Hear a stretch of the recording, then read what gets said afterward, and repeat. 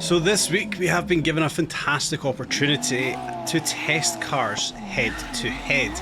All around, of course, this week's live weekly events. We're going to kick things off today in the Lotus Evora, a car previously I did actually a little review on and I thought was an absolute sleeper in this game. I genuinely think this car is fantastic. It's blindingly fast for what it is and it handles fantastically, which shouldn't come as a surprise. It's a Lotus after all. But what we do have today is an opportunity to test this head to head against the Maserati down on a race by Sandy Bay, which is Hoc Phu Lam Grand Prix. 3-lap dry circuit race on asphalt in the GT40 Evora against the Maserati MC20. We can put these head to head and see which one's faster. So yes, we do have a fantastically tight leaderboard. Roman Pierce topping out with the 306, Paku with the 306, neck and neck with those two guys, fantastic to see. But the top three are in the Maserati MC20. Christoph there in 4th place with a 3:13, the fastest time so far in the Evora. So that initially is going to be the challenge, but for me, anything under a 3:15 right here is essentially going to be where I want to be on this leaderboard. It's going to be a challenge, it is going to be tough, but that's the target, 3:15 and lower in either the MC20 or the Evora. So like I say guys, we're going to kick it off first of all in the GT430 Evora, which I think is one of the best looking cars in this game, of course in British Racing Green.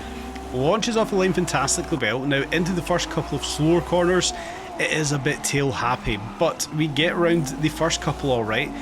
The rest of the AI here, like I've said a few times, they don't upgrade like we do, they don't fit the parts we do, so the AI aren't going to be a challenge, so we can make this a true head-to-head.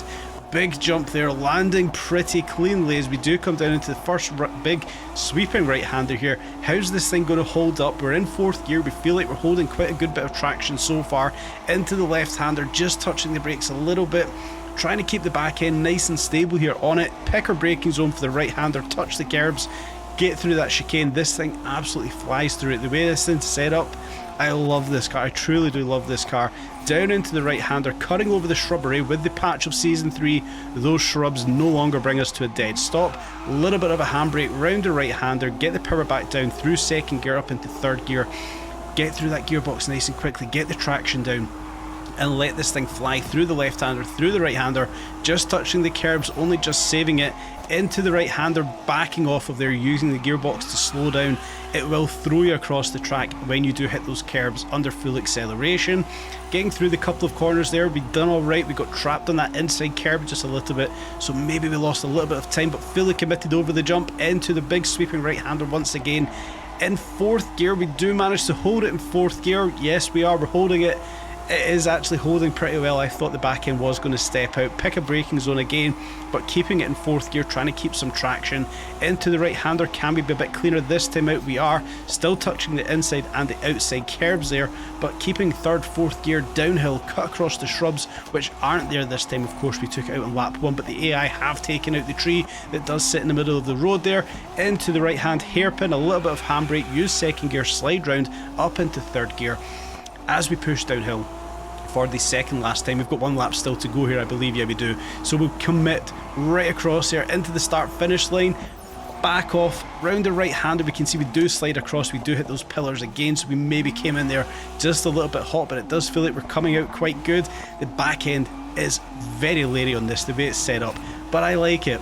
As we came around that right-hander, we could see it was quite hard to get some traction. Again, fully committed over the jump just there. Carried a hell of a lot of speed. We're fully committed over that jump, guys. It is quite a lot of fun. Again, holding 4th gear around the big right-hander. The front end did snap on us there. It is a very pointy car, but I love the way this thing is set up. I love the way this handles. We can see we have got a 32-second lead on the AI. The AI is not going to be a challenge here with a fully maxed out, fully tuned Evora GT430. Downhill 1 last time in the Evora, round the right-hander, keeping it in 2nd gear, back across the central reservation, back across it again, a little bit of handbrake to fly the back end of this round, 2nd gear up into 3rd, downhill 1 last time in the Evora. It feels like a fast time, it does feel good this, as we cross the start finish line Where's this going to place us on that leaderboard? Have we been competitive enough? Where do we actually end up here? Well, first of all, we do get our 60th set of points there, but we do already, oh my god, we managed to get a 312 straight out the gate. 312.07, we're already up into third place there. And we have now got the fastest Evora time. This is obviously recorded in advance, so maybe we've been overtaken by now, but we do now have the fastest Evora time, a 3:12.07. Can we improve on that with the Maserati? Is it going to be any quicker? I do feel like it is going to be hotly contested. These cars do feel very well matched together. Very, very impressed with how this weekly event has came together with the Evora versus the Maserati. Very well matched cars. Not a lot to pick between them, but getting up to third place, I'm very happy with that in the Evora GT430. But this time around, we'll use that Maserati MC20, a car I do like in this game. I have obviously spent a fair bit of time tuning this one.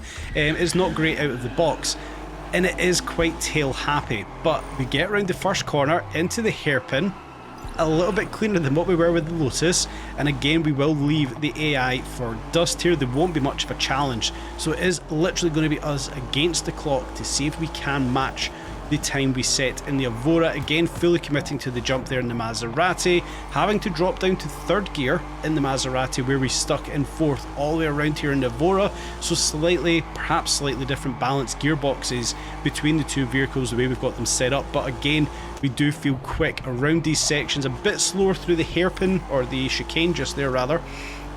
But the Maserati does feel alright. Downhill again across the shrubs, using them to our advantage just to take a little bit of the edge off, taking out our standard mandatory lamppost for a race, guys. You can tick that off the bingo card. Around the hairpin, a lot cleaner in the Maserati. Power comes down a lot faster as well. We don't really have to use the gearbox to get traction. I feel like the Maserati does get traction better than the Lotus does. However, coming around that right-hander, that curb was not our friend. The Lotus mounted the curbs better than the Maserati did. In through the left-hander, a little bit of handbrake to flick the back end round. It feels quicker so far in the Maserati, maybe just the way the car's balanced, the way it's set up.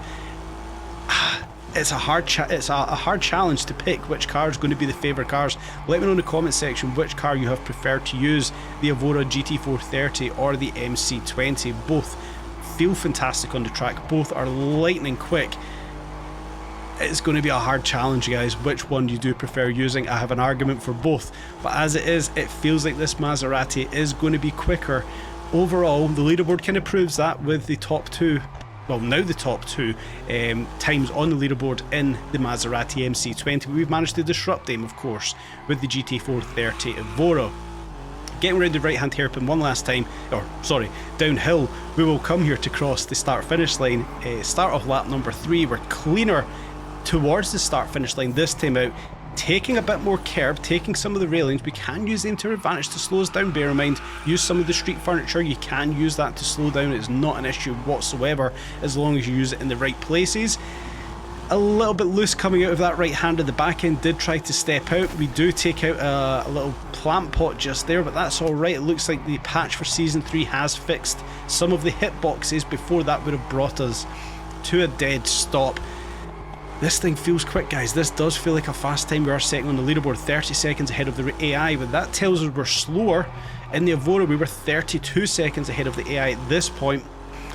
It is going to be very tight, it feels. I do think that this does feel quicker, however.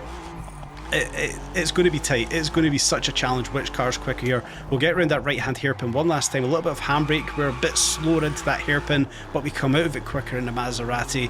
God, this is a good challenge between both of these cars, guys. Downhill one last time. Left-hander cut across the curb into the right-hander. We do cross the start-finish line one last time. Pick your poison, guys. What are we going to be quicker in, the Maserati or the Lotus? 70th point for the weekly event on the leaderboard now, or on the board now, guys. We are progressing swiftly through it to get the reward for this week's live weekly events. Wow, that's tight. We're still quicker in the Lotus, 3:12.07. What do we actually set in the Maserati? 3:12.48. Wow, 4/10 of, not even 4/10 of a second, just shy of 4/10 of a second between the Maserati and the Lotus. Incredibly tight times depending on the driving style, how you've got the car set up, but for this instance the Lotus for me was quicker. Roman and Pacu of course still quicker, 6 seconds quicker in fact in the Maserati. But for me, what an incredibly tight race. 4/10 of a second between the Lotus and the Maserati around that track, guys. Let me know in the comment section where you've managed to place on the leaderboard and what car you decided to use. But for me, the Lotus Evora GT 430 was the winner. I want to say a clear winner, but it was 4/10 of a second where we did see some mistakes made in the Maserati.